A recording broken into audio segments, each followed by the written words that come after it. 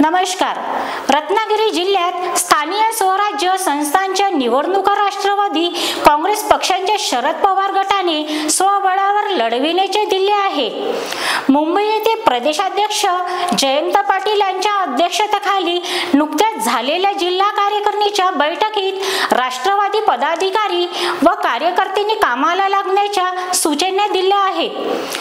पक्षांच्या अस्तित्वासाठी स्थानिक स्वराज्य संस्थांच्या निवडणुकीत जोमाने काम करण्याच्या सूचना जयंत पाटील यांनी केल्या आहेत। राज्यात ऑक्टोबर महिन्याकडे स्थानिक स्वराज्य संस्थांच्या निवडणुका होण्याची शक्यता वर्तविली जात आहे। यासाठी सर्वोच्च राजकीय पक्षांनी तयारी सुरू केली आहे।